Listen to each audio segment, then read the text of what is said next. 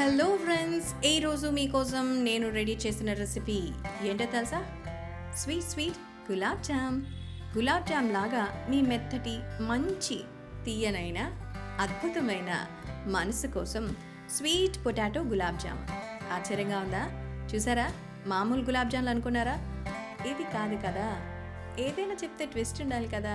కాబట్టి పొటాటో గులాబ్ జామ్ ఎలా తయారు చేయాలో నేర్చేసుకుందాం. స్వీట్ పొటాటో మీకు ఇష్టమా? నాకైతే చాలా ఇష్టం అబ్బా. సో స్వీట్ పొటాటోతో గులాబ్ జామ్ చాలా స్వీట్గా ఉంటుంది. సో దీనికోసం ఎలా తయారు చేయాలి ఏంటి అనేది ఈ రెసిపీలోకి వెళ్ళిపోదాం.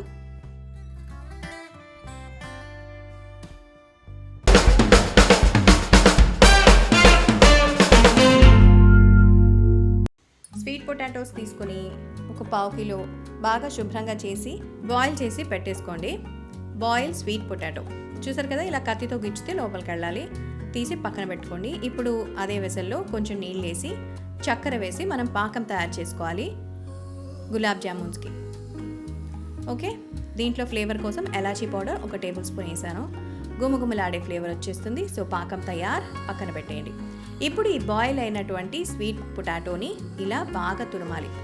మేమైతే ఏమంటాం తెలుసా? మా ఊళ్ళో గనిసిగడ్డలు అంటాం. ఈ పేరు విన్నారా ఎప్పుడైనా? గనిసిగడ్డలు. సో దీంట్లో కోవాని కూడా బాగా తురిమి ఇది ఒక 1/2 కప్ యాడ్ చేశాను. అలాగే మైదా ఫ్లోర్ 1 కప్పు, సాల్ట్ రుచికి సరిపడా వేసి బాగా కలిపేసుకోవాలి. కోవా ఎప్పుడైతే వేస్తారో మీకు ఆ సాఫ్ట్నెస్ అండ్ టేస్ట్ అద్భుతంగా అలా వచ్చేస్తుంది. ఇప్పుడు అరచేతికి ఆయిల్ రాసుకొని ఈ బాల్స్ని చేసుకోవాలి.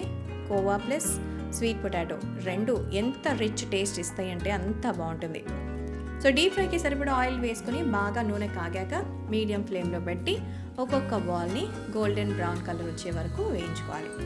చూసారు కదా, మంచి కలర్ ఫామ్ అయిపోయింది.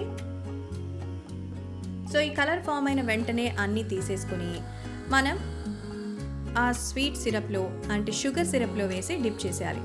వామ్మో, కలర్ చూస్తేనే ఇంత అద్భుతంగా ఉంది, ఎప్పుడెప్పుడు తినేయాలా అనిపిస్తుంది. నేను వెళ్ళొస్తా. సో లేదు, మీకోసం ఉంచాను. చూసారు కదా, ఎంతో టేస్టీగా అద్భుతమైన టెక్స్చర్తో అండ్ స్వీట్తో కాస్తంత పిస్తాతో గార్నిషింగ్ చేస్తున్నాను. అదిరిపోతుంది, మీరైతే మిస్ చేయొద్దు. ఓకేనా? స్వీట్ పొటాటో గులాబ్ జామున్ మీకోసమే. ఇదిగో ఎలా అనిపించిందో కామెంట్ చేసి చెప్పండి.